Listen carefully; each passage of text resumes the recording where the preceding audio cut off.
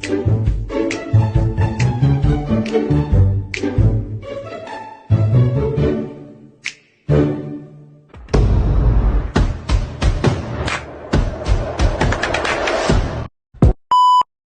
boys won't hesitate to run up on your boy. 엉덩이 빵빵빵 남자들은 탐탐탐 내 입술 냠냠냠 어디 가도 당당당 등장은 짜짜짜 남자들은 탐탐탐 내 입술 냠냠냠 어디 가도 당당당 등장은 짜짜짜 어디 가도 당당당 등장은 짜짜짜 띠자 팡팡팡. Little knows that every single day of their life is answering people questions and solving people problems, but that's their job. They know they have experience and they know they have knowledge from their working life to share with others. So today, Group Process will show to all of you the interview sharing by Mr. Norsham, which is a quality control head at Peninsula Precision Stamping Syndrome Berhad. Assalamualaikum. First of all, I want to say thank you to Mr. Norsham Mendola for willing to attend our interview session this morning. As we know, Mr. Sham works at Peninsula Precision Stamping Syndrome Berhad. So, can Mr. Sham share a little bit what is the production done at the place where Mr. Sham works? Oh, penghasilan. Kilang kami ada membuat terdapat 3 ataupun 4 projek lah daripada elektronik, basikal, mesin pancing dan juga otomotif, barang-barang otomotif. Okay, it is such a good sharing. So thank you, Mr. Sham. So right now, let's move to our main question for you today. Can Mr. Sham tell us a little bit about Mr. Sham himself? Saya nama Sham bin Dola. Sudah mempunyai isteri dan 4 orang anak.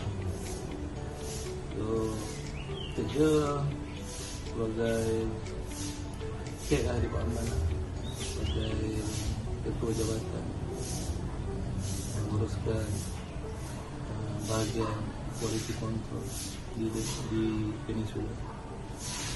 Alright, thank you Mr. Sham for your answer. Okay, so from my question, I want to ask Mr. Sham, as a leader, how Mr. Sham see himself. That mean, or in other word, how Mr. Sham see yourself able to do something or able to handle something with your team members or subordinate. Sebagai seorang pemimpin, kita sebenarnya perlu dedikasi, perlu ada sikap pemimpin itu sendiri. Macam mana kita nak memimpin, kita kena tahu. Tapi kebanyakannya kita juga perlu ada sedikit penyelidikan terhadap anak buah kita. Kadang-kadang kita melihat mereka itu sebagai orang yang sama ada kita boleh bentuk ataupun tidak boleh bentuk. Kita kena nilai macam-macam daripada sudut persepsi dia orang. Kalau kita kena lihat cara pergaulan dia orang dan kita kena banyak buat penilaian. Kalau kita tengok tempat kerja tu macam-macam tempat ada lah, walaupun di quality control, tapi jabatan tu ada certain kita punya manpower ataupun kita punya pekerja tu kena duduk di bahagian orang yang totally outgasing. Ada juga yang totalnya warga Malaysia, ataupun tempat tu tempat yang sangat-sangat sibuk. Jadi perwatakan diorang ni memainkan peranan penting lah. Kalau kita tahu di bahagian yang salah, kadang-kadang diorang pun tak dapat terima. Kadang-kadang diorang pun nak kerja datang pun malas, attendance pun tak baik. Kadang-kadang macam-macam lah dalam pekerja kita ni kadang-kadang.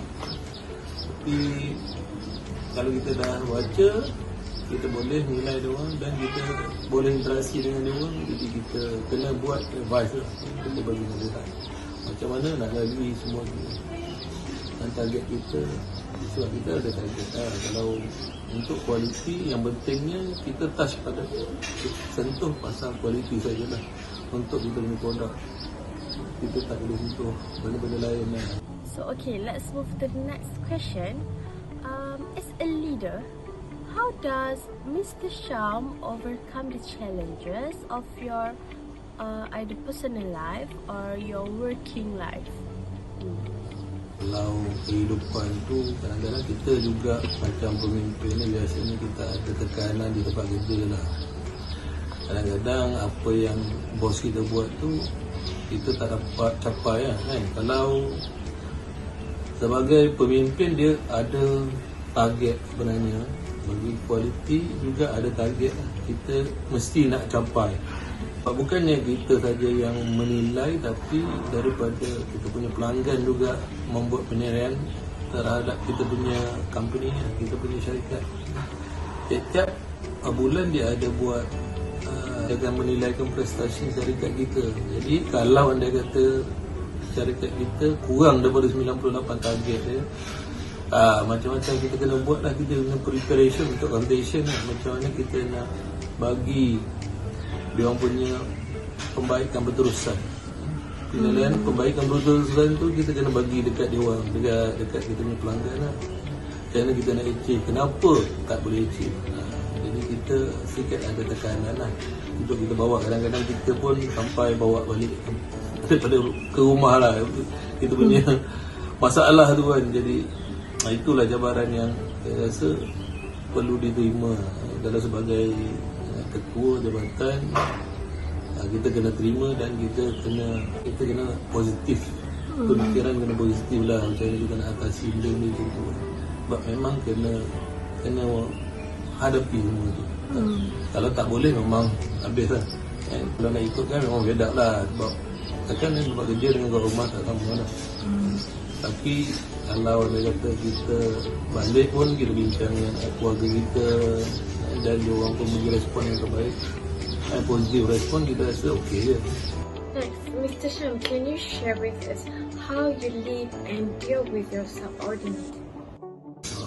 Kalau nak memimpin tu dari pimpinan, saya rasa pertama kali macam saya cakap tadi, kita kena kenal mereka, pekerja-pekerja bawahan kita kena kenal mereka, baru senang kita nak memimpin. Ada yang tak boleh dengar dan ada yang tak boleh terima pandangan, kita panggil dia orang. Kita adakan sesi perbincangan. Bagi kami dekat syarikat, kita adakan morning briefing. Macam pagi-pagi kita ada sikit briefing untuk semua pekerja staff kita lah. Macam mana kita nak plan. Kalau kita dah bahagikan sebenarnya, kita dah bahagikan jabatan masing-masing dan apa yang dia orang perlu buat setiap hari. Jadi tak ada masalah. So tapi kita kena pantau lah.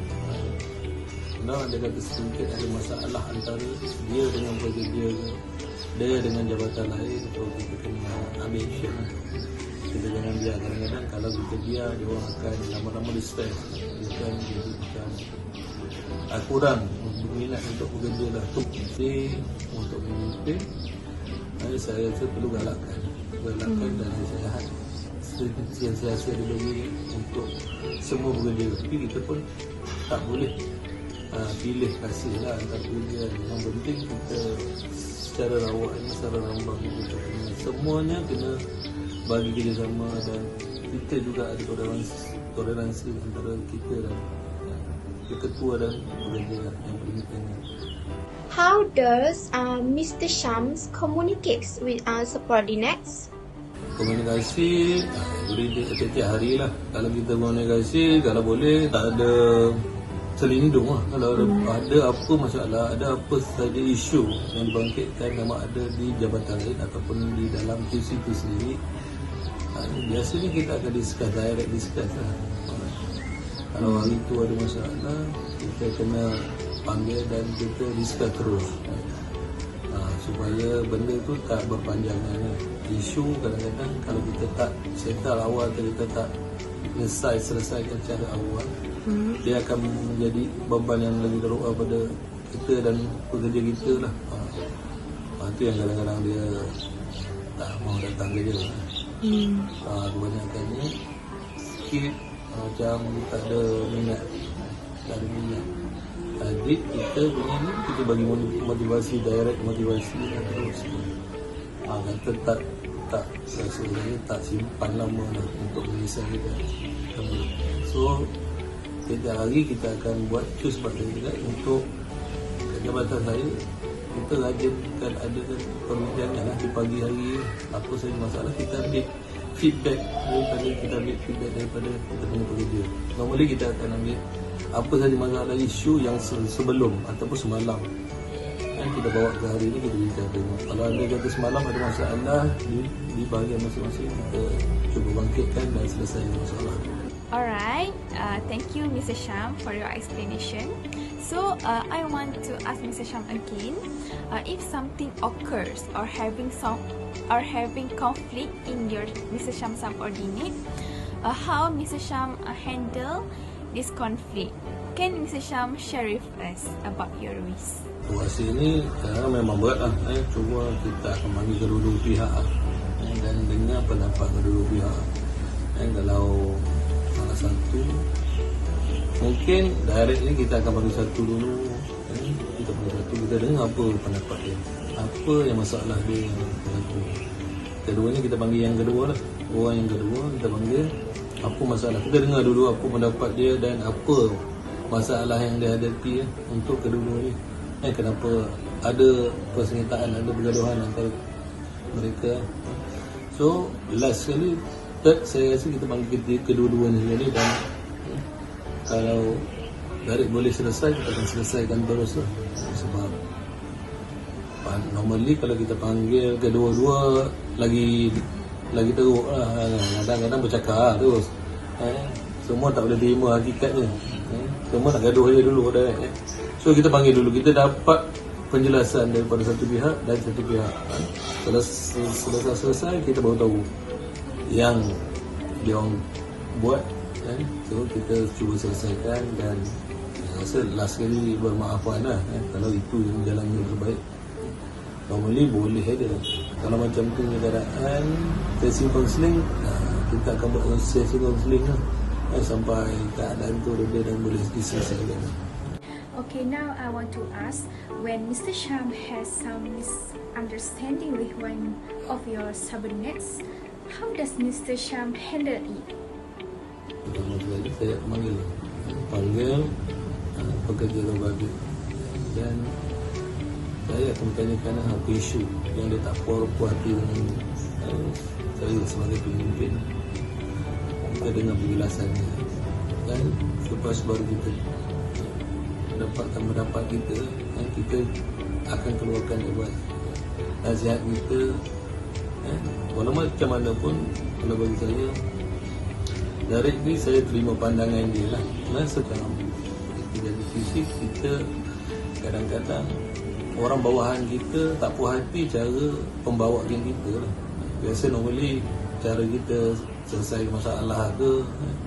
So kalau dia ada isu dengan jabatan lain ke, jadi isu tu dia bangkitkan, dia tak puas hati dengan kita kerana kadang-kadang kita tak terima pendapat dia, tak terima pendapat orang bawahan, dan kita pun selesai dengan salah satu pihak saja, dengan jabatan lain saja, tapi tak selesai dengan kita punya nak puas sendiri.